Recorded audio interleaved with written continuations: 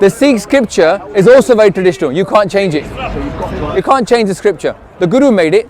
We can't change it. How do you know who made it? You don't actually know for sure. No. You don't know for I do know for sure he made it. No, you don't. I do. I'm reading about Confucius. There's a whole book about Confucius. It's written by academics. At the beginning of the book, it says we're not sure of any of these statements attributed to Confucius. I don't follow Confucius. I don't follow Confucius. And the same with Aristotle. We are not sure. Sure. There is room for movement. Let me explain to you. It's just your belief. You're not sure. No. Because what you've given me is two examples. One called from Confucianism, one from Plato, and I'm giving you an example from 300 years ago. 300 years ago, the 10th Guru made the scripture in the way it is now. We've got multiple copies that are 300 years old, and we know the Guru did it. No, it's irrelevant. It's only 300 years old. It's not in the medieval ages. We've got handwriting analysis of the Gurus. We know the Gurus made it. And we know it's the same all across. Is that right? Because it's young, I can prove it to you. Is that a correct statement? Is that valuable? Is that superior to Aristotle or Plato? No, it's irrelevant. You said to me, you can't prove that your scripture was written by your Gurus. I just said to you, I can. That's the end of it. I'm not talking about anything else. Whether you believe in it or not is irrelevant. What I can do is prove to you that it was written by our Gurus. But what does this scripture say? Okay, that's a good question. The first one, is superior in what you're going to say to Aristotle? Okay. Tell me. No, we're not going to compare Aristotle and the Gurus. I'm just going to give you what the Guru said. Okay, fair enough. That's all right, because you're then expecting me to know all of Aristotle. Although I did study, but the that's not fair. Of Western civilization is Aristotle. Okay, fair enough. It's not Christianity, it's not Islam, it's Aristotle. Well, can I just give you the Sikh philosophy? Go on, we believe there's one creator. Did you get that? Whoa. You can't interrupt me at the first word. You've asked me to give you a seminal statement on a Sikh scripture. It's only fair to give me a minute to just say it, and then you can go ahead and question me on it. All right. So there's one creator who is the creator, sustainer, and the destroyer, the one powerful force, what you might call the indivisible principle of the one. That one, which Plato said, right? So that one creator is the truth, is the ultimate truth, and is found through the connection and the experience with the creator. And hold on, let me get it. That creator does everything. He has no hate and no fear of anybody. That creator is outside of the life cycle that we're inside, the life cycle. And that creator, no, that's irrelevant. He's asked me to, hold on. Let me answer this question. All right. He's asking, what do you believe in? I'm just answering that. You can ask me why. Look, you can ask me why in a minute, and I'll answer that as well. It's not like I'm going to be going anywhere. I'm standing here for a while. Yeah. So that creator says that every human being has the same light of that God inside them, and every single person is equal in the sense they've got the same potential to connect to God, and that human beings have come on earth for two main purposes: to live a moral life and to live a spiritual life by connecting to the creator inside them. That is our core belief. Okay, where do you get morals from? From the Guru. You get morals from our teacher. From studied Aristotle and Plato. Not in India. Confucius. Not where we're from. Well, I've got relatives that married Sikh in Malaysia. Yeah. They've unfortunately made there's no Plato. They made a mistake, but they got. There's no Plato in. There's no reference to Plato in the Sikh scriptures. To get morals, another word for ethics in Aristotle is habit. In Confucius, ethics comes from habit.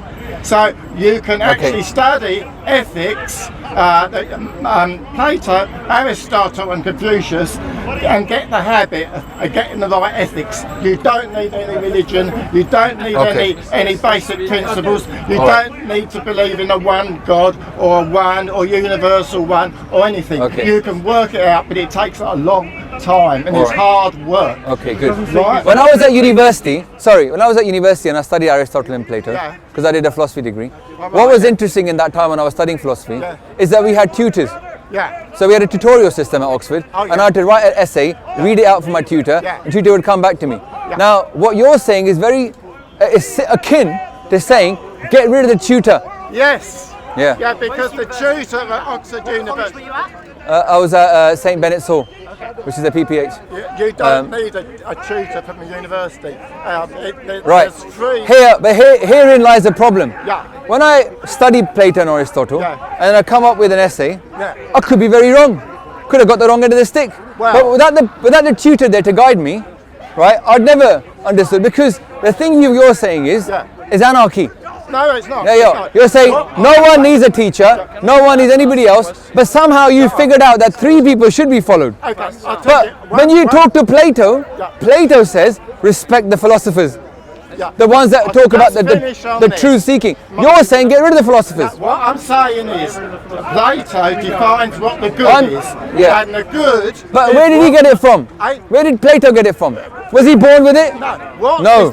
He was a philosopher. He debated. He learned. Good is what makes trees flourish, flowers flourish, humans flourish, and what animals flourish. It what make these. But look, you've arbitrarily chosen 3 people and said they're the only ones. I've applied it to my whole life. Good for you. Family but look, on this, and it works. It's good for you. I've got 10.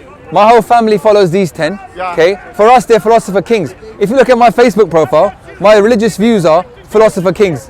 Yeah. Well, that's what I believe in that. King, so my guru is my philosopher and my king, and there's 10 of them. And I believe that in their lives, they lived better lives than all 3, Confucius, Plato, and Aristotle. Reason being, I've studied those 3, and I've already studied these 10. You, on the other hand, haven't studied these 10, so you're making a judgment which you can't judge on. There's loads of Sikhs in the world. I brought my whole family off to get a degree in philosophy. They got a degree in law. I'm bringing up a very young person in my family with the same beliefs, and I have to give them a moral and ethical outlook where they work out what is right and what is wrong, and have the right. Do you know when I was at university, we were studying Plato, and all these philosophers sitting around me, none of them understood the allegory of the cave. Do you know why? I know. They never understood it. Yeah, because it takes time hold on. to study that. No, it doesn't also take time. It's not just about time, my friend. There's something else, which is the experience of the truth. The you see, allegory of the cave means education. Does it not mean education? It doesn't just know. It does. You're like those philosophers at Oxford. They never understood it either. Let me explain to you what I feel. The allegory of the cave. The allegory of the cave that Plato is talking about is spiritual enlightenment. I don't believe that. Oh no, obviously you don't. But the point is, let me go back to my view. Is it not a real world? Is it not real Listen, animals? if it was just about books, then why did he say that you have to look at the reflection of the light on the ground in the water to cope with the sun? You can't cope with the sun. Everybody can cope with books. No, most people can cope with the truth, my friend. Go out there and tell people. There's people that watch YouTube videos that might enlighten them. They don't sit there and fall over and they can't cope with this truth, right? The reality you're talking about is very mundane.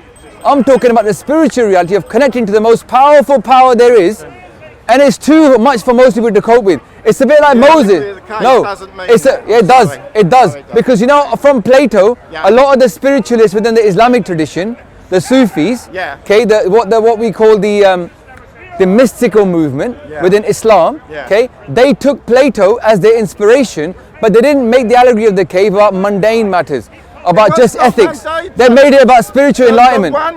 And this is what, when I started to become a spiritual person, when I was at university and I was sitting around my lecture, and there's the guy who's setting the exam and all the other students sitting over there talking about revision for the test, I said to them, I felt like they're all uneducated idiots, because they don't even know what Plato is on about. But what he's on about is the most important thing is that the man that goes back to try to educate the people watching the screen that are chained, he is like a philosopher, right? And he is like But what was the quality of the philosopher? What was the thing that makes it? Because there was 4 types of people. What does the philosopher love? The philosopher loves wisdom, no, and he loves the truth.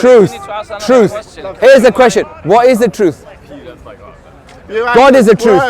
God is that truth. No, he defines. No, you can't make it up. He says what the truth is. The undivided principle of the one. Ik. The truth is the one. Let me ask you a question now. Let's say after all these years of studying Aristotle, Plato and Confucius, you've already admitted to me that you know nothing about the Sikh gurus earlier, right? So here's a question for you. Are you prepared if you started to see gurus, to give up. So the thing is because I've studied Aristotle and Plato, I can say with a bit of certainty that most likely not I would ever change, because I don't think they'll match up. But here's a question for you. Yeah. Have you studied these 10 gurus? No, but you told me that there's this one God. Yeah. How do you know that? Did Aristotle not talk about it? He told you the way to think for yourself. Plato and talked about it. that. No, he might have talked about it. He might have talked about it. But I Did don't Aristotle believe in God? I don't. Did know. Aristotle believe in God? I don't know. Forget. Did You're like the Muslims. No, I'm asking you a simple question. You know, When I'm not you like a read Muslim. Aristotle, That's a bit rude just to say, know how I asked to- you a question and now I've become a Muslim.